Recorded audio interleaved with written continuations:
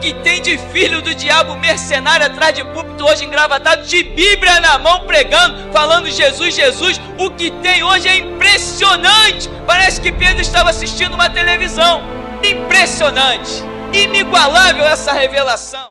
Amém. 1 Crônicas, capítulo 12, fala dos primeiros seguidores de Davi. Esta é a lista dos primeiros seguidores de Davi que se ajuntaram ao rei em Ziclag, onde se escondia Saul, filho de Quis. Eles estavam entre os combatentes que o ajudaram na guerra. Eram hábeis no uso do arco e flecha, bem como na arte de atirar pedras com a funda, tanto com a mão direita como com a esquerda. Pertenciam à tribo de Benjamim e eram parentes de Saul. Amém? Até aí, inicialmente, você pode sentar.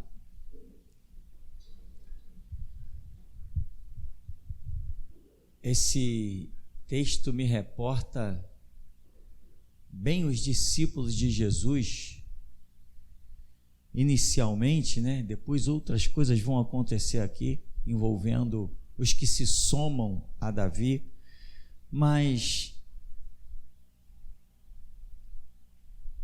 os mais impressionantes que se juntam a Davi são os primeiros, porque depois que o reino de Davi começou a se encorpar, a aparecer, ficava fácil, né?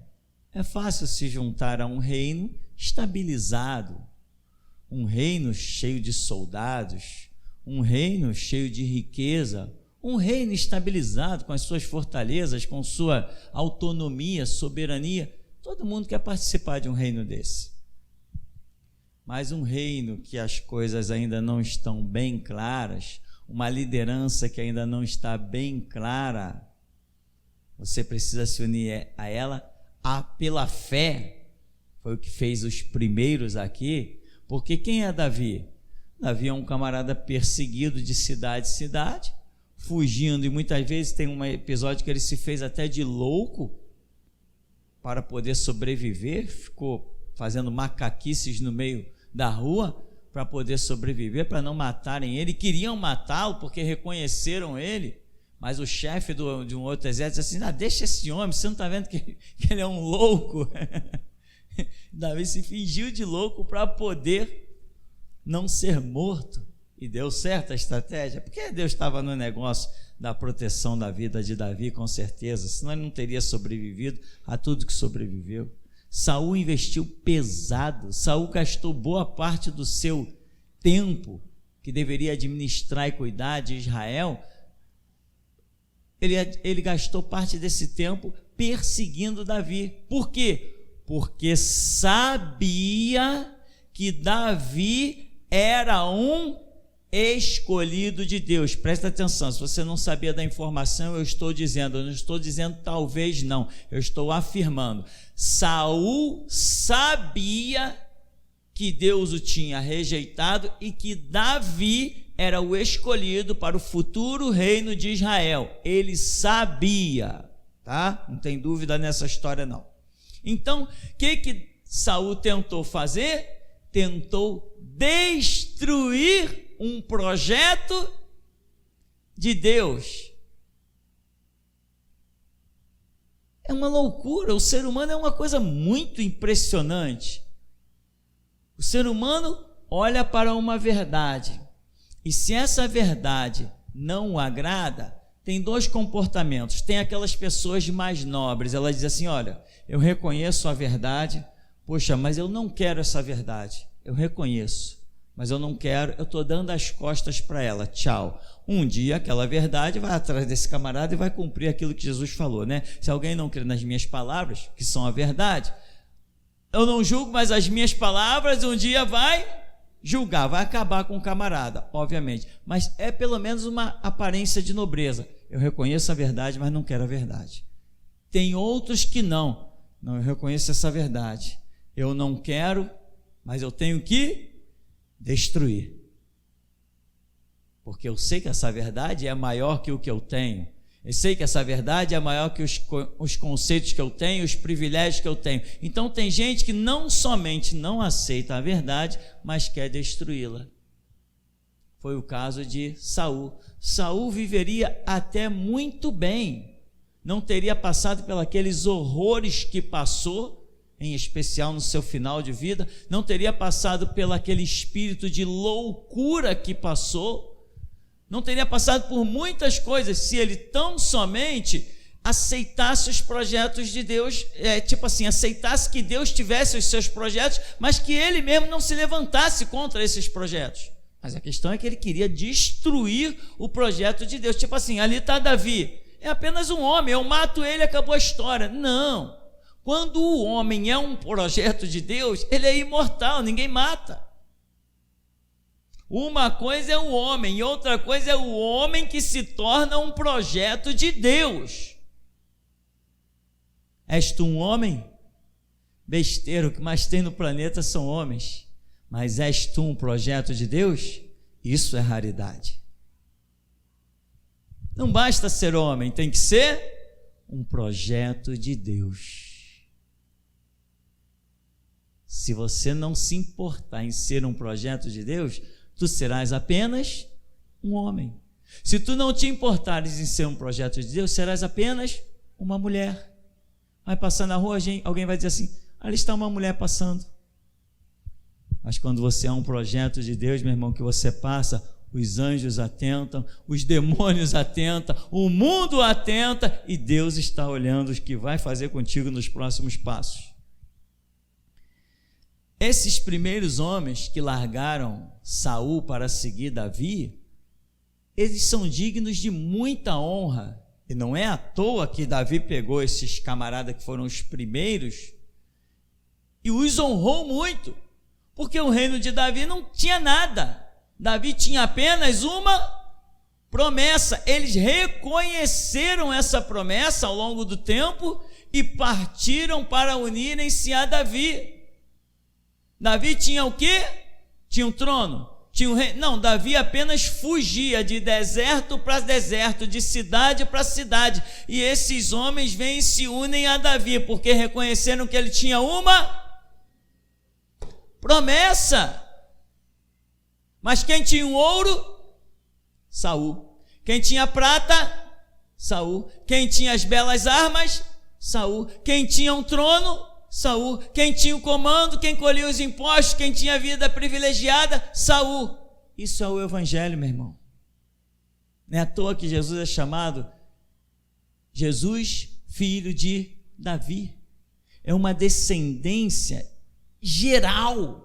Se você for examinar todos os pontos da vida de Davi, vai culminar lá na vida de Jesus.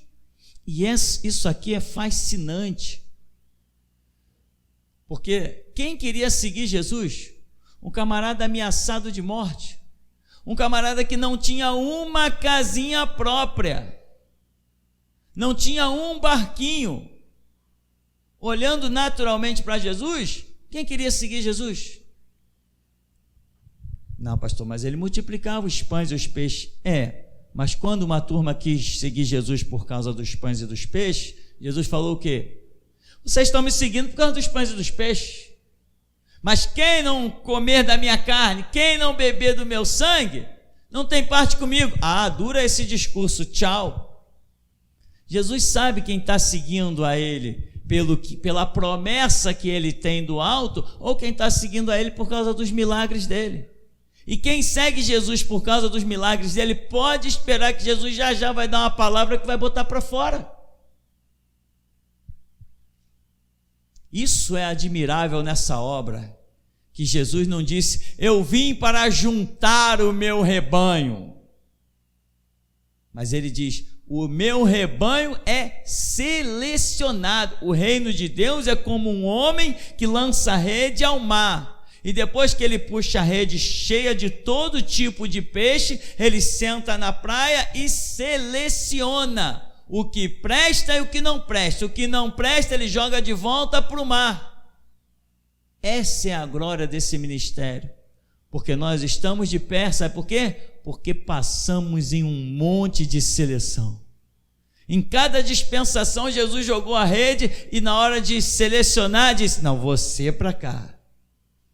Vem a próxima dispensação, não, você continua para cá. E é tanta gente sendo jogada de volta para o mar da vida, né? Para os oceanos desta vida. Esta é a glória do Evangelho, irmão. Lugar de venha, venha, venha, agora fique aqui, tu vai ser abençoado, vai prosperar e tralalalá. Isso é conversa fiada, isso é boteco espiritual, nem espiritual não é, isso é birosca. São homens mercenários, como a Bíblia diz, no final dos tempos haveriam homens mercenários, enganadores, que pegaria o povo e faria do povo uma massa de manipulação. É para isso que o povo está servindo, para sustentar a Record, para sustentar os artistas que foram comprados da Globo, que já estavam até encostados, foram chamados de volta, pagando uma fortuna. O salário do Gugu há poucos tempo atrás era não sei quantos milhões por mês do Gugu. Quem paga a conta? Os trouxas da Universal, são eles que pagam a conta. E ainda gravam um vídeo, não, porque eu era pobre, agora eu fiquei rico. Eu sou a Universal. Todo mundo está vendo, meu amigo, que tu é um trouxa. Não precisa dizer não. Não precisa gravar dizendo eu sou a Universal. Eu sei que tu é um trouxa. O camarada que está na Universal é cego. Ele está seguindo um negócio que aparentemente é um império bem montado. Eu conheço uma pessoa que diz assim: não, só gosto de frequentar a igreja grande. Mas quem tem fé, meu irmão, não é quem sobe numa árvore, não. Fé é aquele que tem coragem para lançar semente e esperar que ela se transforme numa árvore.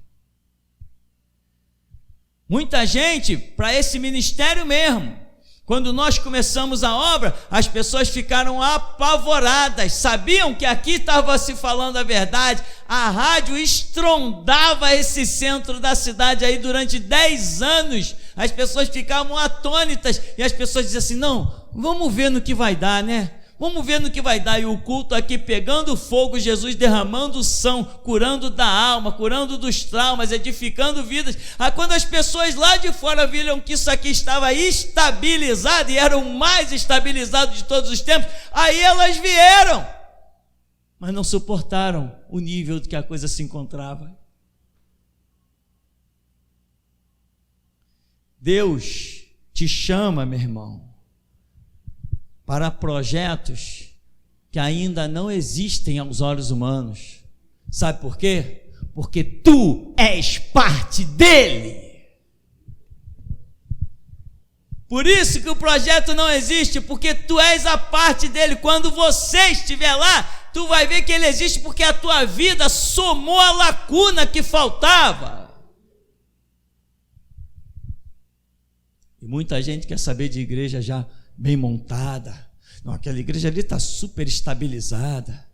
Eu conheci tantos lugares tão estabilizados, né, irmão Marco? Evangelho da Paz, uma igreja que lotava o cinema Copacabana, lotava o teatro da praia. Na época, agora não dá nem para comparar, era milhares de reais só de transporte de caixas de som que o irmão lá da igreja fazia. E quando eu soube do preço, eu falei: caramba, o irmão cobra isso tudo?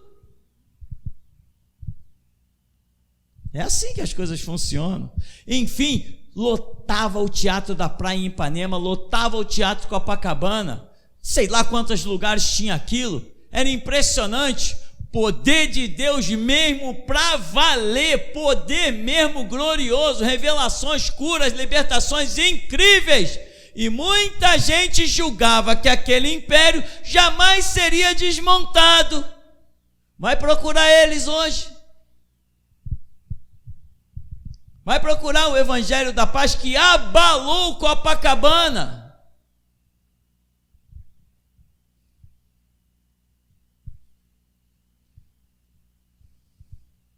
Um império, meu irmão,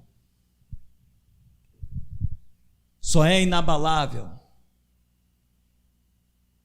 quando todos aqueles que fazem parte dele são inabaláveis. Você é inabalável? Você ama o que Deus tem feito nesse ministério na tua vida? Se tu fores fraco, a tua parte vai ficar em falta. Deus vai achar outro. Mas você é um braço fraco do ministério. Se Deus te chamou para cá, Ele te viu como forte. Porque Deus não coloca coluna fraca na sua estrutura, nos seus projetos. Deus só olha para todos nós como fortes. E se alguém aqui Deus está olhando como fraco, Ele não vai colocar como sustentação. Ele não é louco. Tu colocarias? Você numa estrutura com todos os ferros de meia polegada, tu vai botar uma coluna com 5,16? Tu é doido? Assim são alguns aos olhos de Deus. São colunas de meia polegada. Outros são de 5,16. Pior que ainda tem aqueles que são 3,16, né?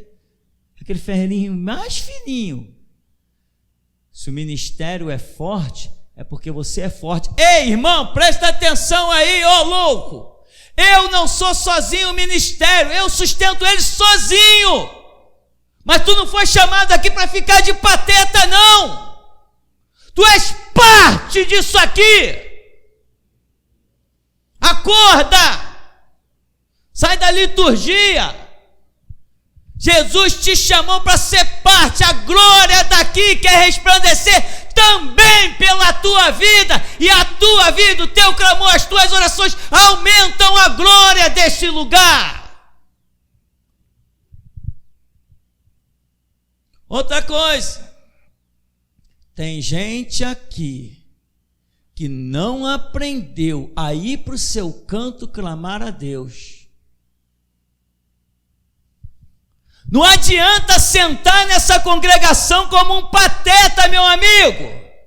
Não adianta. Isso é loucura. Tem anos que eu prego nesse lugar e já falei, igreja não é quem senta no banco. Igreja é quem é templo do Espírito Santo.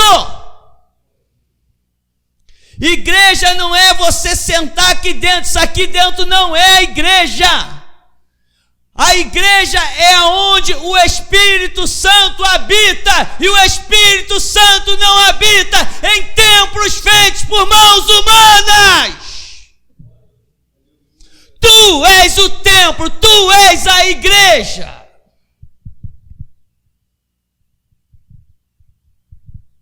Deixa a ficha te cair. A glória dessas pessoas que se uniram a um império que não era nada, todo despedaçado, um Davi fugindo que nem um forasteiro peregrino. Essas pessoas se uniram a Davi. Quando Davi viu os primeiros chegarem, vamos fugir. Aí alguém grita, Davi, ué, me conhece? Quem és tu? Sou fulano de tal, servo de fulano, da casa de tal, da tribo tal, e viemos nos unir a ti, Davi.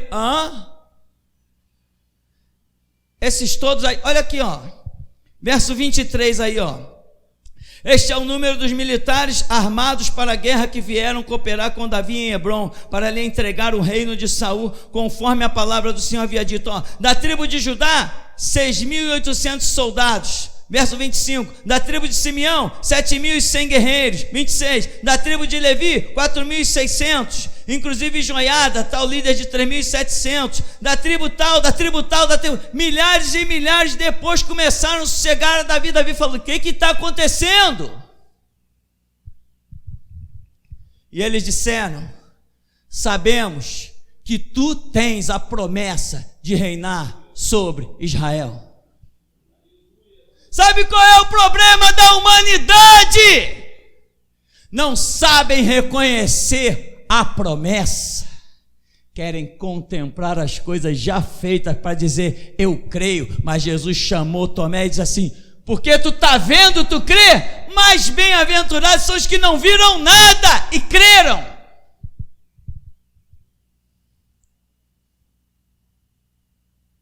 Tu tens discernido aonde está a promessa de Deus? Saul achava que o seu reino estava plenamente estabilizado. Milhares de soldados para cá, milhares para lá. Saíram milhares, mas outros milhares ficaram com Saul. Tudo estabilizado, tudo organizado. E muita gente por onde Davi passou, rejeitou Davi, expulsou Davi. Alguns foram livres da morte, que Davi na sua ira ia matar. Mulheres intercederam. E outras situações, os próprios soldados de Davi falaram: meu senhor, deixa para lá, é um louco, está rejeitando aquele que é líder, aquele que é ungido do Senhor, é um louco, Deus cuidará dele, que meu Senhor na sua ira não manche suas mãos com esse sangue sem sentido. Os próprios soldados intercederam para Davi não matar um monte de gente, que por onde Davi passava, pessoas tacavam pedra. Sai da minha terra, somos servos de Saul. Que Saul? Aquele que Deus já tinha rejeitado? Ora, tinha rejeitado, mas tinha um império de pé. O que é que tu vai seguir? O Davi caído, sem nenhum trono para se sentar, sem nenhuma cama para dormir, peregrinando no deserto? Ou um Saul sentado num trono de ouro? Quem tu vai seguir? Eu te ensino a quem seguir. Procure saber aonde está a promessa de Deus.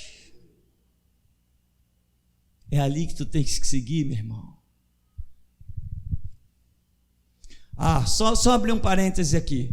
Como eu estou de pé, já que eu estou de pé, então verdadeiramente o Deus dos assembleanos é uma puta. O Deus dos batistas deve ser uma vaca selvagem.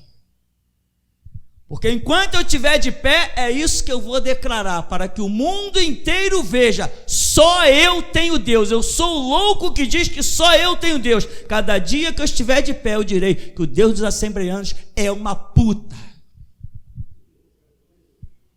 Quem tem a promessa de reinar na terra sou eu e o povo que comigo estiver. E acabou-se a história. O resto é birosca, é puteiro, essas menininhas e essas mulheres rebolando nos seus, como é que chama esse ministério?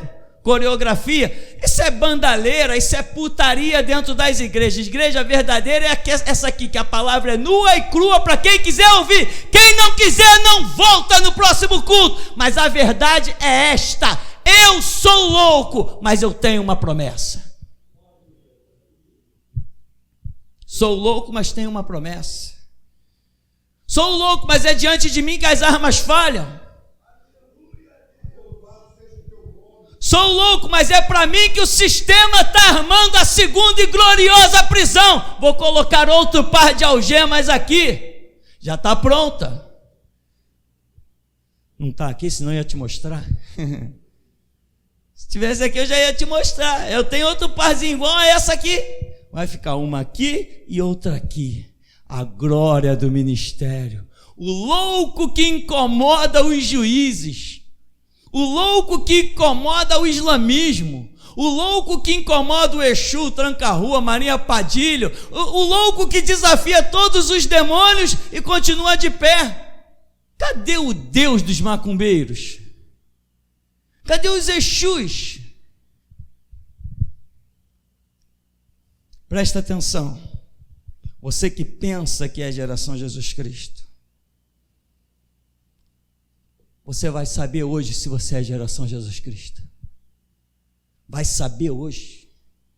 Quando chegar na tua casa hoje, eu quero ver se tu tem coragem para entrar no teu quarto e dizer: Exu, Pombagira, Tranca-Rua, tudo que é capeta, estou aqui desafiando vocês, manifestem-se. Hoje tu saberás se você é a geração Jesus Cristo ou não. Vou dormir, capeta, meia-noite, diabo, se tu entrar no meu quarto, eu quero ver, eu te desafio, eu vou partir para cima de você. Hoje tu saberás se você é a geração Jesus Cristo ou não. Se tu fizeres esse desafio, tu és geração Jesus Cristo. Se tu tiveres medo, tu não pertence a este lugar. Simples assim, meu irmão. Porque resta pouco tempo. Pouco tempo. Acredite, o arrebatamento não vai ultrapassar 2042. O arrebatamento não vai ultrapassar 2042. Por isso que você está ouvindo as palavras no nível baixo que você tem ouvido. E Jesus mesmo já disse nesse lugar: eu estou nos vossos vídeos rudes, nas vossas palavras de baixo escalão, eu estou nisto. Você acha que eles tiveram coragem de escrever tudo que Jesus falou? Você acha que Jesus, transtornado, irado, dizendo: vocês transformaram a minha casa em covil de salteadores, suas raças de víboras, você acha que Jesus se resumiu em dizer só aquelas palavras polidas? Aquelas palavras polidas que estão lá é tradução dos camaradas sábios de um idioma. Jesus nunca usou tais palavras, que ele não frequentou escola para aquilo. Jesus falava um dialeto. Jesus pregou em um dialeto. Dialeto não tem palavras polidas, não tem língua erudita num dialeto. Sabia disso não? Então estuda, saiba, guarda a informação. Essas palavras poderosíssimamente lindas que nós temos aqui não foi usada por ninguém, nem por Isaías, nem por Jeremias, nem por Neemias, nem por Eliseu, nem por Elias, nem por João Batista e nem por Jesus Cristo. Essa nobreza dessas palavras foi um projeto, sim, mas a realidade do original é muito diferente. Isso é a tradução para o nosso idioma, meu irmão. É fácil se unir a um império bem montado. É fácil olhar para um exército e dizer assim: que exército bonito, eu quero fazer parte dele. Eu quero ver você olhar assim e não ver nada e dizer assim: vamos montar um exército? Qual é a sua fé de se unir a um exército? Eu quero saber da sua fé de organizar um exército. Essa é poderosa. Quando você não vê nada e você começa do nada. Qual a sua fé de congregar numa igreja? E qual a sua fé de receber a palavra que diz: vai e funda a minha igreja? Com a fé de chegar num terreno sem nada, botar 5 cadeiras e sair na rua e distribuir folheto: estou fazendo um trabalho aqui, e se assustar quando de repente começa a vir gente de tudo que é canto, você diz: Jesus, o que essas pessoas vêm fazer aqui? E Jesus diz assim: eles vêm para ouvir através da única boca que eu tenho na terra. Meu irmão, entenda as coisas. Fé é quando você exerce uma confiança naquilo que você não está vendo. Não está vendo. Ou seja, quando tudo é contrário, quando tudo parece um caos, quando parece que nada vai se edificar, nada vai se estabilizar. Os meus parentes passaram por esse ministério aqui, quase todos os meus parentes passaram por esse ministério aqui, e acreditavam que isso aqui não ia se firmar, e acreditavam que podiam ir e voltar. Jesus martelou e disse: decide, ou lá ou aqui. Ora, imagina você chegar aqui nesse ministério com 6 pessoas, num terreno de chão, terra batida, poeira, debaixo de uma lona, com sol escaldante, tem eu na frente gritando que nem um louco, mais 5 pessoas sentadas. Você iria para o império da nova vida, ou você ficaria nesse chãozinho de terra batida? Assim foi a história. Eles seguiram seus caminhos, Assembleia, Nova Vida e outros antros de Satanás, outras prostitutas espirituais, piores do que a organização católica, porque a organização católica, todo mundo sabe que essa prostituta espiritual que Apocalipse 17 fala, não tem máscara nela não, só os cegos não enxergam, mas as igrejas rotuladas de evangélicas, elas têm máscara, são piores. E eu já falei e vou repetir: preferiria adorar o diabo, me curvar diante do diabo, beijar os pés do diabo, do que servir o Deus das Assembleias, da Nova Vida, da Maranata, da Batista. Eles não têm Deus, Deus tenho eu tenho Deus, eu desafio o diabo, eu desafio as trevas, eu desafio todo o sistema e vou ficar de pé. Se eu cair morto, tu saberás que tudo que eu preguei foi mentira, mas se eu ficar de pé, é bom você correr e se converter. E resta pouco tempo. Sairemos da terra até 2042. Sairemos da terra até 2042. Encheremos a internet de vídeo, dizemos: estamos partindo, mas não entre nas nossas propriedades, porque vamos voltar para tomá-las. Tudo que nós temos construído nessa terra vai servir de sede para o milênio. Vamos deixar placas e vamos deixar vídeo na internet. Se alguém entrar, quando eu voltar, botaremos para fora.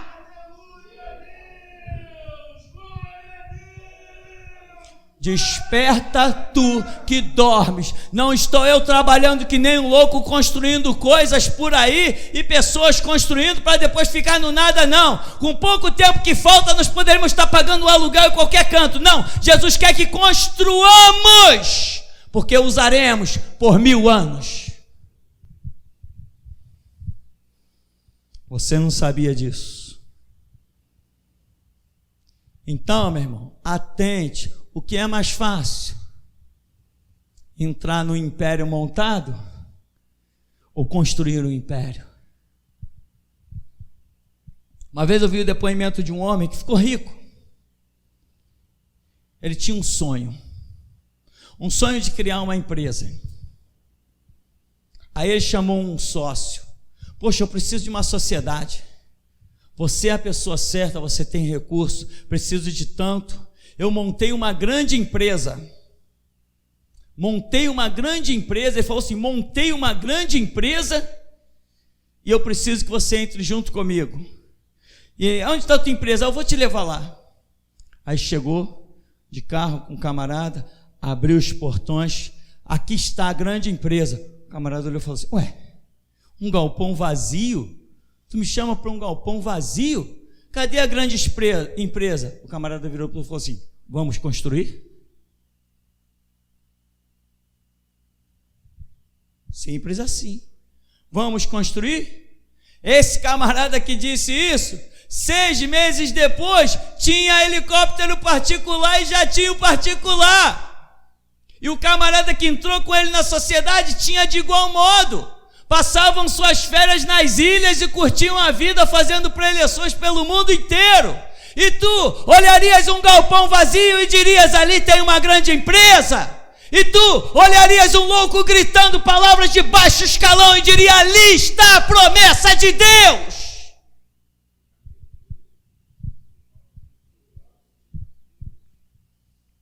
Resolve o teu problema lá no teu quarto. Resolve, meu irmão. Porque eu já disse, vou repetir: igual a mim não se levantará outro homem na terra. Eu sou o último. Fecharei a dispensação da graça e partiremos no arrebatamento. É assim que Jesus já tem falado, é assim que será, meu irmão. É assim que será. Entenda isso. Tem pessoas aqui que estão tão longe da realidade que essas palavras não estão soando absolutamente nada nas suas vidas, na sua alma, na sua mente. De tão longe que estão, quero dizer uma coisa para vocês, que essa ficha não cai. Vocês não fazem parte do reino de Deus. Não importa que estejam dentro da igreja, não importa que alguém pergunte: fulano, Beltrano, Ciclano, é lá da igreja? Eu digo: frequenta lá. Isso não interessa você ser parte dessa igreja terrena. O que interessa é você ser parte da igreja do reino celestial. E quem decide isso é Jesus. Você acredita que o arrebatamento esteja tão perto, há mais 23 anos? daqui a 23 anos, muita gente vai ficar aí chupando o dedo e chorando lágrimas de sangue, porque ouviu, mas não foi capaz de entrar no seu quarto para que a realidade de Deus se traduzisse na sua alma. Agora, a minha missão é falar, é gritar. Agora, é muito fácil. Eu acredito no arrebatamento, eu estou vendo todo mundo subindo, eu quero ir também, eu acredito. Não, tu vai ter que acreditar antes dele acontecer. Se tu não acreditares antes dele acontecer, ele vai acontecer, mas você não vai ser participante. É assim que as coisas de Deus funcionam. Você tem que sempre agir pela fé. Fé é quando você não vê, mas crê. Crê em quê? Na promessa. Na promessa. Está escrito que um Elias deveria de vir sobre a terra. Cadê ele? Te digo uma coisa: se não for eu, não será mais ninguém. Se eu não for o último Elias profetizado de Malaquias 4, não haverá mais ninguém. Os projetos estão acabados, porque ninguém se levantará com a língua tão solta como eu. Ninguém se levantará com esse projeto dentro da alma como Jesus fez, porque eu deixei-o fazer. Jesus não fez a obra na minha vida, eu vou fazer, não. Eu quero fazer, e ele moveu, e eu deixei ele fazer. E o que eu deixei, muitos antes de mim disseram: não, eu não quero. Esse pregador aqui, não interessa se você vai deixar dinheiro em caixa de oferta aqui ou não, para mim não interessa. Para mim nada interessa, para mim não interessa quem está me aplaudindo na internet, na TV ou no mundo, ou quem está me vaiando, não interessa, eu tenho uma missão, eu ando nela. Quem me vaia, muito obrigado. Quem me aplaude, muito obrigado, mas nem a vaia, nem os aplausos repousarão no meu coração.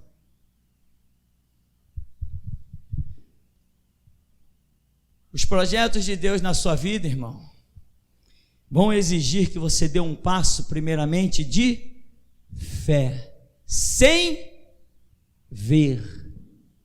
É assim que a grande obra de Deus vai se suceder na sua vida. Se você esperar as coisas acontecerem para credibilizar, tu nunca serás nada. Você tem que credibilizar sem que elas aconteçam, porque é a fé que chama à existência as coisas que não são como se já fossem. Ebenezer, até aqui nos tem ajudado, Senhor. Paz, irmãos. Irmão Jairo,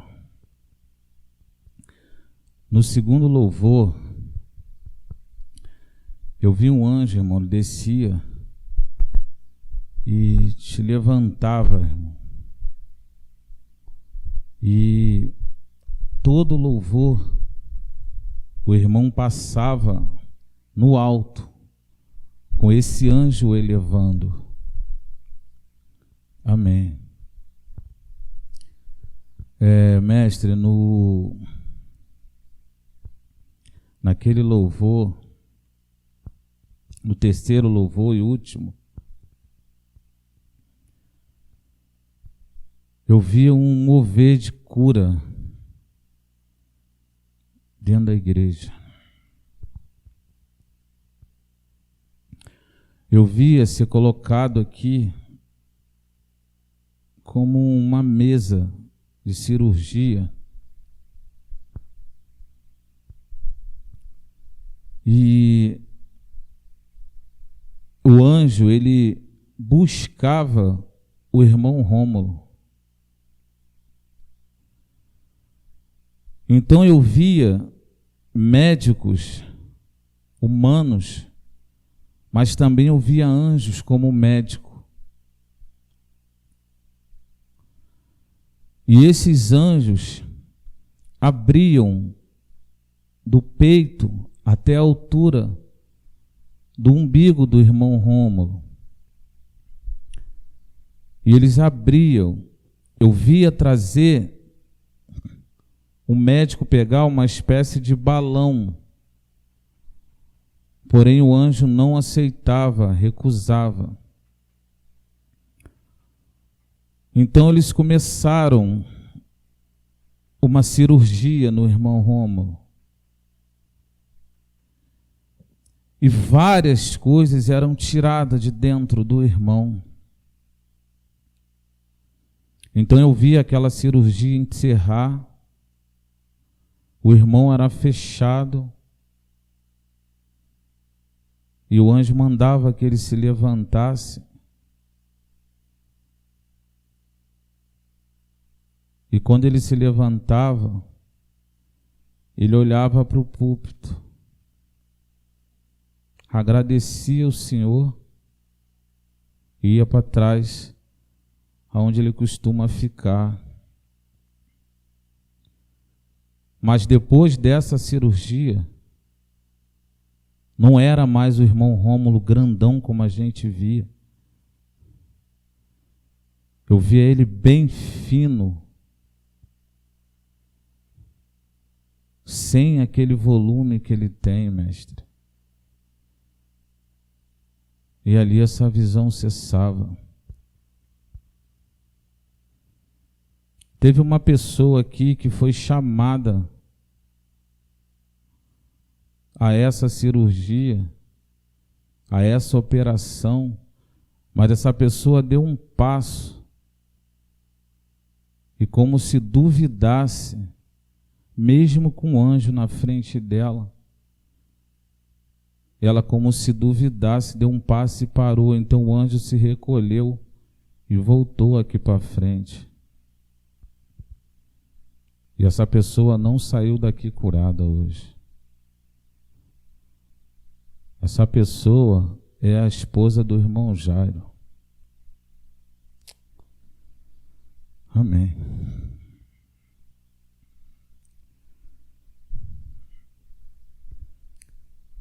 Quando o Senhor falou de inferno, ali nos comentários, eu via, mestre, como um mar de fogo. Eu via vários demônios nesse mar, mas eles gritavam, eles gemiam, como se também tivessem sendo atormentados. E eu via várias cabeças humanas, e essas cabeças, elas estavam de cabeça para baixo, a cabeça estava virada ao contrário. E essa parte de cima estava no fogo, eu não via corpo. Eu só via cabeças e não via corpos. Mas eu via um grande tormento, tanto para aquelas cabeças que ali estavam, quanto para os demônios que estavam naquele lugar. O tormento era geral, todos eram atormentados naquele lugar. Amém. Durante o louvor da Ágata, Jean, eu via uma farda, e essa farda, ela estava contigo. E eu vi um anjo, ele arrancava os brasões que tinham naquela farda, não sei se esse é o nome, como símbolo do Estado. Tinham vários simbolismos naquela farda, e à medida que eles iam tirando, aquela farda ia se tornando branca e se tornando alvo como a neve, irmão. E Deus me deu uma palavra. Deixa que eu faço o que me apraz na sua vida. Aguarde tu a minha direção,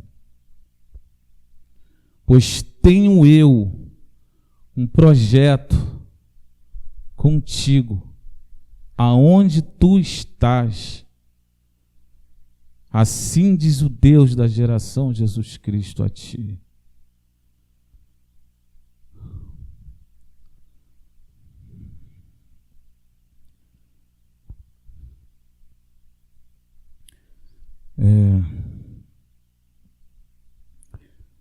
Irmã Dayana,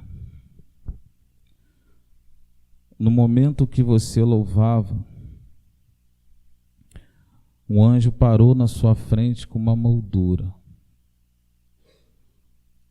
E ele começou a desenhar na sua frente. Desenhava.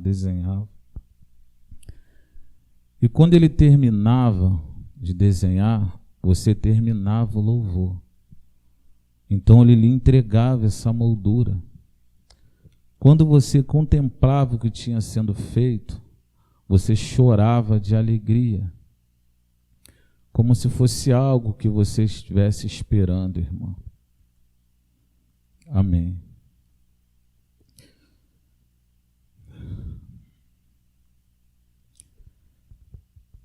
Daniele e Rafael,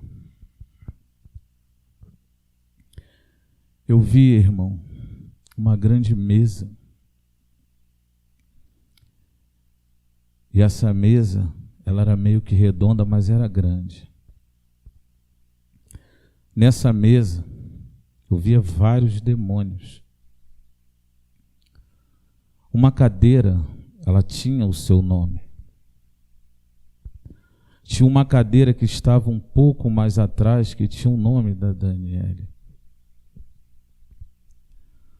E eu via vocês vindo ao culto. E várias barreiras na frente de vocês, para que vocês não chegassem.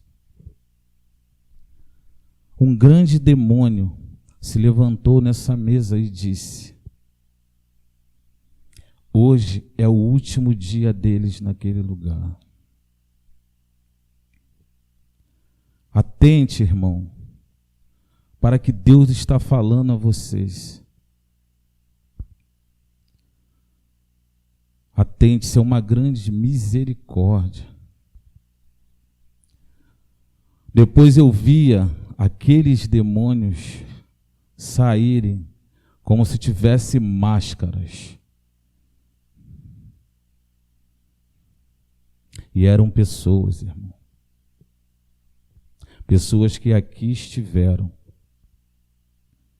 E essas pessoas aguardam que vocês tenham a mesma atitude delas e sentem naquela mesa. Amém.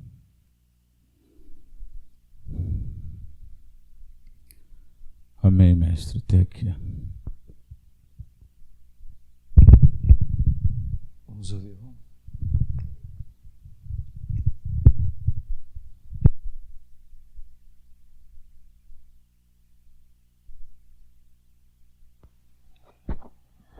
Quando o senhor falou, mestre, dos vídeos rudes, das palavras de baixo escalão que estavam sendo usadas, e como os escritores maquiaram os textos, a pena dos escribas mesmo mentiu, diz o Espírito Santo. E eu vi como se fosse armações de ferro curvadas que começaram a se descurvar e verdadeiramente se manteram retas, como se fosse uma armação de um grande templo. Ele estava curvado para baixo e descurvou e foi colocado para cima.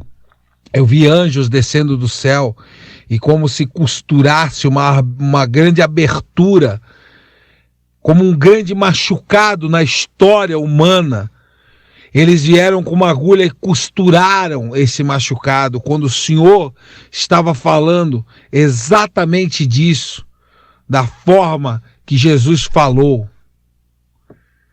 Grande é esse ministério do Senhor, último Elias.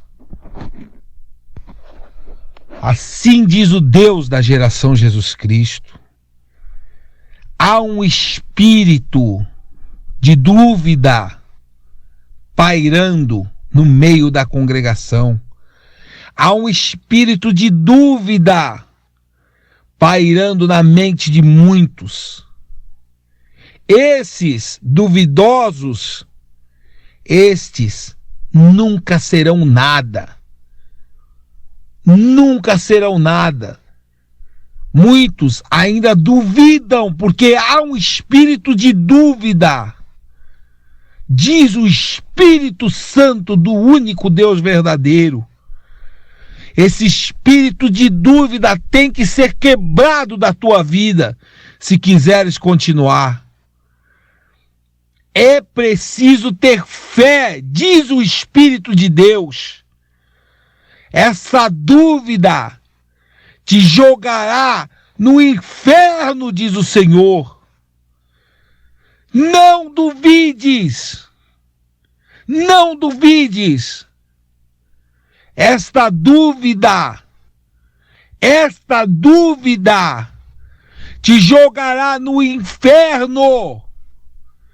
Resolve a tua vida com o Deus da geração Jesus Cristo esta noite.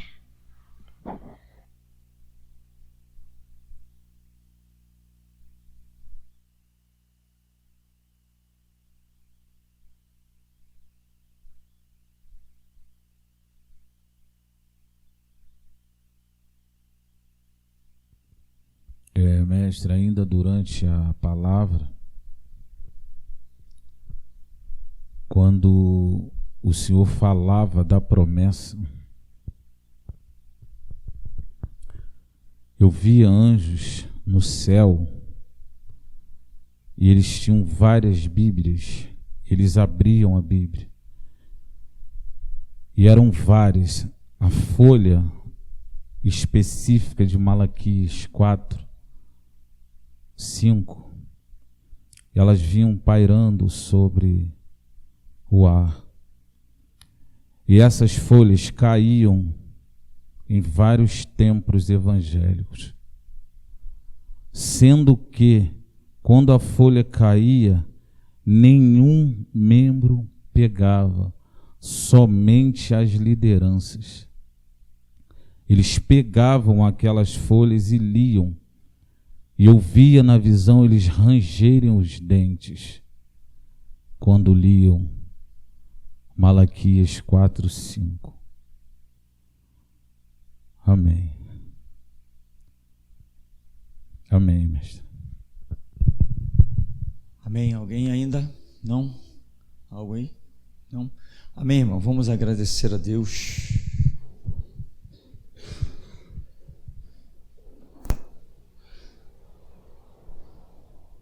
Muitos já disseram seguir o Evangelho. Mas era mentira.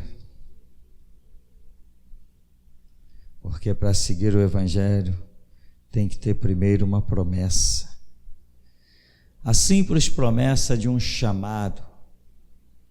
Porque ninguém segue Jesus sem que Ele permita que o siga. É necessário banir todas as ilusões da sua vida. E só existe um lugar para fazer isso. É o lugar de Mateus 6,6. É o lugar de Oséias 4,6. É o lugar da fé, da confiança, da busca, até que os céus se abram, do clamor. Muita gente tem feito uma oraçãozinha de manhã ao acordar. E você que tem que se levantado, dobrado os joelhos do lado da tua cama e feito aquela oração por desencargo de consciência, a tua oração é um lixo. E nunca será ouvida pelo Deus da geração Jesus Cristo, que é o único Deus. Deus não aceita orações por desencargo de consciência. Deus só aceita orações por reconhecimento.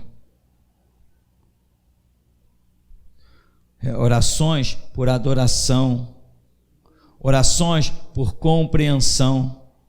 Deus só aceita culto racional. Não adianta nem morrer pelo Evangelho se você não compreende esse processo. Entregar a própria vida em sacrifício vivo, santo e agradável a Deus tem que ser um culto racional. Se tu não entendes por que morres, a tua morte é inútil. Se tu não entende como adoras, a quem adoras, por que adoras, a tua adoração é inútil. Você tem que ter entendimento, compreensão. Sabe por que muitas pessoas desse ministério caíram e vão para o inferno? Porque aqui não vão mais congregar. E se não podem congregar na única igreja existente hoje no mundo, vão para o inferno. Sabe por que caíram? Porque entraram na igreja e deram ouvidos a ovelhas iguais a si. Ovelha tem de comando de pastor e não de outra ovelha. Se tu entraste aqui, se podes vir a mim, por que te limitas ao teu irmão? Muitos caíram por isso, e outros cairão também por isso. Sinta nesta hora uma unção, mas presta atenção, é uma unção de ira. Tem uma unção no ar, mas é uma unção de ira.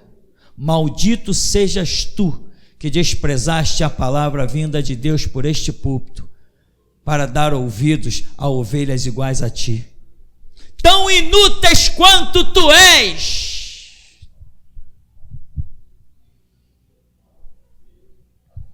Aleluia, Deus. Todos os que sentam nessas cadeiras são iguais. Mas daqui do rio que corta no meio desse lugar para cá, há uma diferença. Homens guiam ovelhas, mas ovelha não guia ovelha. Não aprendeste desde o princípio que esta é a regra? Porventura Deus se manifestou, os anjos, quando se manifestaram para ver o nascimento do Messias, não se manifestaram, não foi aos pastores? Porventura disseram eles, levai todo o rebanho? A revelação de contemplar a glória vem nas lideranças, e eles repartem. Até hoje não aprendeste isso? Lá na empresa que tu trabalhaste, lembra? Quando tu precisavas de alguma coisa, tinha alguma dúvida, tu consultava o teu colega de trabalho ou o teu gerente?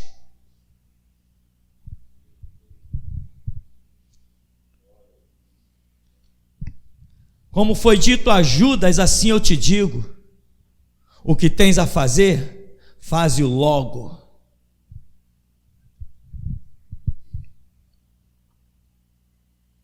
Em pouco tempo, o mundo verá a mim e a outros que aqui estão dentro, não todos, a outros que aqui estão, retornando para reinar 1000 anos.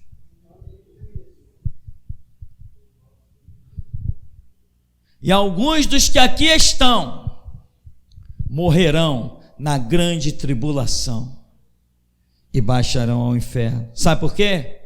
Porque não deram ouvidos às palavras rudes. Eu vou dizer uma coisa para você que pensa que é crente. É muito fácil falar bonito e ser agradável e aceito por todos. Eu quero ver ter coragem para meter o dedo na cara, xingar e agredir. Eu quero ver coragem para isso. Eu quero ver, é muito fácil dizer que tem a unção para pregar a paz e o amor e pregar que Jesus é bom e que leva todo mundo para a prosperidade e para a glória. Eu quero ver ter coragem para pregar o que eu prego. Quero ver ter coragem para pregar o que eu prego. Eu quero ver ter coragem para dizer que o Deus político dos assembleanos é uma vagabunda, é uma vadia. Eu quero ver ter coragem para isso. Portanto, não me confunda com eles. Algum dos profetas, algo? Pode vir à frente.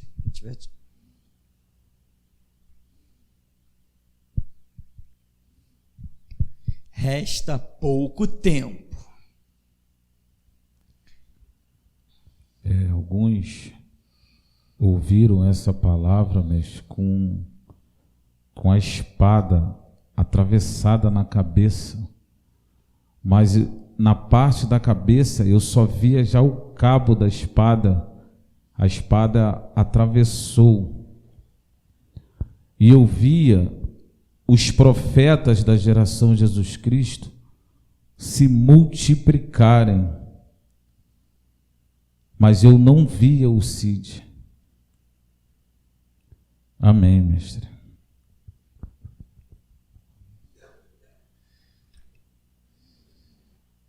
Irmão, se você quer ouvir palavras bonitas, tem muito lugar por aí. Se você quer ouvir a verdade, só existe um lugar, é esse aqui. Você pode decidir entre a beleza e a verdade. Sobre a verdade está escrito: olhando nós para ele, não víamos beleza nem formosura alguma. Este é o retrato da verdade. O retrato da verdade é um homem ensanguentado, arrebentado, transfigurado, espancado desde a manhã até a tarde. Esse é um retrato da verdade. Olhando para ele não se via formosura alguma. Entenda isso, que a verdade não traz formosura. A verdade não traz beleza. A verdade não é encantável. Encantável são as flores que hoje brotam e daqui a pouco estão mortas. A verdade é rude e vive eternamente. Decida, irmão, a sua vida, porque o tempo está findando. E eu falei, pastor, tem 23 anos? Não, para você não. Tem 23 anos para o arrebatamento. O tempo de alguns aqui está terminando hoje. Exatamente hoje o tempo de alguns está terminando. E Deus trará novos para passarem também pela peneira, pelo funil, para saber quem no final vai sobreviver para somar aos obreiros que estão faltando durante 1000 anos. Aleluia.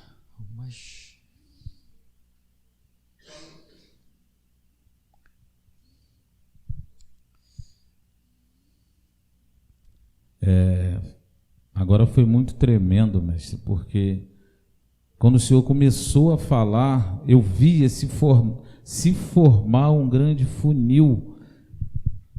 Que coisa incrível! E as pessoas vinham, esse funil ele ficava no alto, as pessoas vinham para entrar nesse funil, mas do outro lado estava o Senhor, que impedia alguns de entrar. Mas eu via as pessoas como se fosse o arrebatamento da igreja, porque eu via as pessoas saindo de vários lugares, mas na ponta desse funil estava o Senhor, e o Senhor escolhia quem passava e quem ficava. Interessante que as pessoas chegavam a flutuar para subir, mestre. Foi o que me chamou a atenção na visão, porém ainda assim, alguns não lhes eram permitido passar por esse funil. Foi muito incrível essa testificação, como o Senhor disse no final.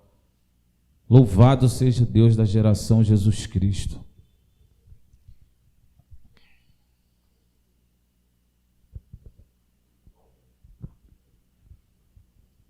Mestre, no momento da sua oração, quando o Senhor falou ilusões, eu vi a palavra ilusões rodear toda a congregação.